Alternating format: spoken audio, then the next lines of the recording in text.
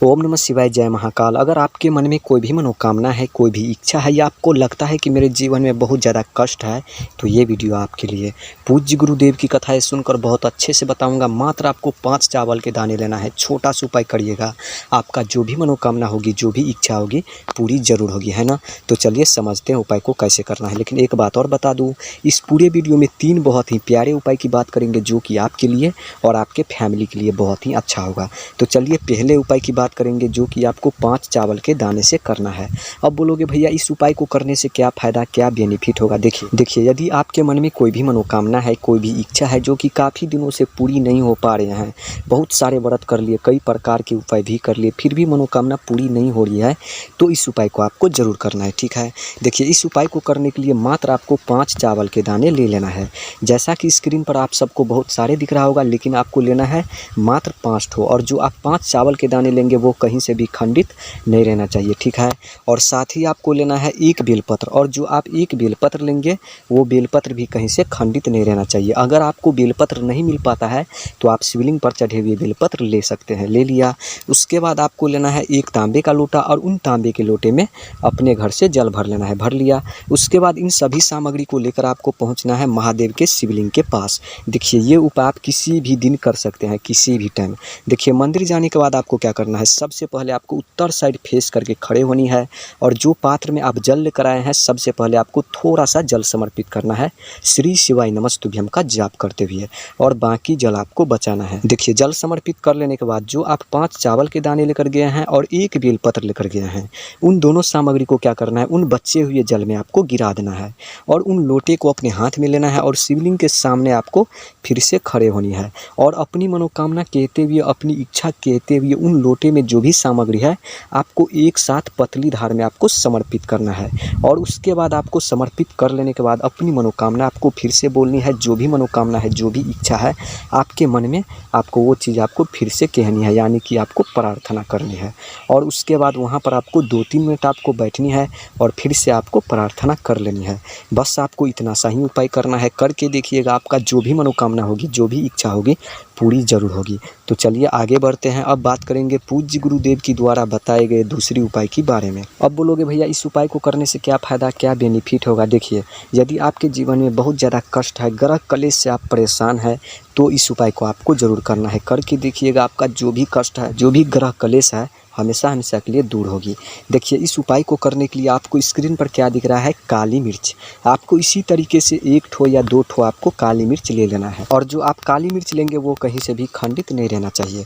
और साथ ही आपको लेना है 1 दीपक, मिट्टी का दिया नहीं तो आटे का दिया आपको अच्छी तरीके से बना लेना है, यानी कि अच्छी तरीके से आपको तैयारी कर लेना है। उसके बाद इन सभी सामग्री को लेकर आपको कहाँ जाना है, तुलसी पौधे के पास। देखिए एक बात और बता दूँ, ये उपाय आपको सूर्यास्त होने से पहले करना है, इस बात को विशेष ध्यान रखना है। आई बात समझ में। देखिए तुलसी पौधे के पास जाने के बाद सबसे पहले आपको अगरबत्ती, जो भी आपको पूजा पाठ करनी है, सबसे पहले आपको कर लेना है, कर लिया।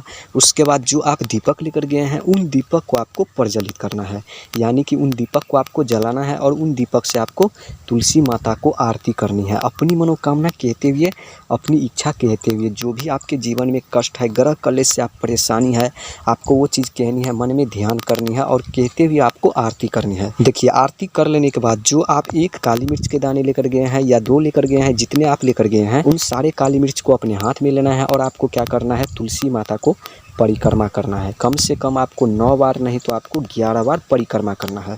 यदि आप तुलसी माता को किसी भी वजह से परिक्रमा नहीं कर सकते हैं, तो जो आप दीपक प्रज्वलित किए हैं उन दीपक को आपको परिक्रमा कर लेना है। और परिक्रमा कर लेने के बाद उन काली मिर्च को क्या करना है, उन दीपक में आपको डाल देना है, जलते हुए दीपक में डाल देना है। अपनी मनोकामना कहते हुए, अपनी इच्छा कहते हुए, कष्ट से जुड़ी हो या ग्रह कलेश से जुड़ी हो।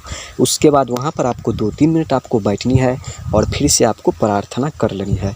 बस आपको इतना सा ही उपाय करना है। करके देखिएगा, आपका जीवन में जो भी कष्ट है, जो भी ग्रह कलेश से आप परेशानी है, हमेशा हमेशा के लिए दूर होगी। तो चलिए आगे बढ़ते हैं। अब बात करेंगे पूज्य गुरुदेव की द्वारा बताए गए तीसरी उपाय के बारे में। अब बोलोगे इस उपाय को करने से क्या फ़ायदा, क्या बेनिफिट होगा। देखिए ये उपाय विशेषकर मनोकामना पूर्ति के लिए है। यदि आपके मन में कोई भी मनोकामना है ऐसी जो काफ़ी दिनों से अधूरी है, पूरी नहीं हो पा रहे हैं, तो इस उपाय को आपको ज़रूर करना है। देखिए इस उपाय को करने के लिए आपको स्क्रीन पर क्या दिख रहा है, चने की दाल। आपको इसी तरीके से आपको 5 ठो या 7 ठो आपको चने की दाल ले लेना है, ले लिया। और जो आप चने की दाल लेंगे वो कहीं से भी खंडित नहीं रहना चाहिए। और साथ ही आपको लेना है एक गुड़ का टुकड़ा, जैसा कि स्क्रीन पर दिख रहा है आपको एक छोटा सा टुकड़ा आपको थोड़ा सा ले लेना है। उसके बाद आपको लेना है, स्क्रीन पर क्या दिख रहा है, तांबे का लोटा। इसी तरीके से आपको एक तांबे का लोटा और उन तांबे के लोटे में जल भर लेना है, भर लिया। उसके बाद इन सभी सामग्री को लेकर आपको पहुंचना है महादेव के शिवलिंग के पास। देखिए मंदिर जाने के बाद सबसे पहले आपको उत्तर साइड फेस करके खड़े होनी है, यानी कि नॉर्थ डायरेक्शन। और सबसे पहले श्री शिवाय नमस्तुभ्यम का जाप करते हुए जल समर्पित करना है, थोड़ा सा कर लिया। उसके बाद आपको क्या करना है, जो आप 5 या 7 चने की दाल लेकर गए हैं उन चने की दाल को आपको ठीक शिवलिंग पर समर्पित करना है, एक एक करके, अपनी मनोकामना कहते हुए, अपनी इच्छा कहते हुए। आई बात समझ में? देखिए इतना चीज़ कर लेने के बाद जो आपके पास थोड़ा सा जल है और एक गुड़ का टुकड़ा है, उन गुड़ को क्या करना है, उन जल में आपको गिरा देना है, अपनी मनोकामना कहते हुए, अपनी इच्छा कहते हुए। और उन जल को अपने हाथ में लेना है और शिवलिंग के सामने आपको खड़े होनी है। और आपको पतली धार में जल समर्पित करना है, जिससे आप कुल 11 बार श्री शिवाय नमस्तुभ्यम का जाप कर सके। कुल 11 बार आपको श्री शिवाय नमस्तुभ्यम का जाप करनी है। इस मंत्र को आपको विशेष ध्यान रखना है जल समर्पित करते समय। उसके बाद वहाँ पर आपको 2-3 मिनट आपको बैठनी है और जो भी मनोकामना है, जो भी इच्छा है, आपको फिर से बोल देनी है। बस आपको इतना सा ही उपाय करना है, करके देखिएगा आपका जो भी मनोकामना होगी, जो भी इच्छा होगी, पूरी ज़रूर होगी, है ना। तो उपाय से जुड़ी और जो भी आपके मन में सवाल हो आप कमेंट में नीचे पूछ सकते हैं। बाकी मिलते हैं अगली वीडियो में। ओम नमः शिवाय, जय महाकाल।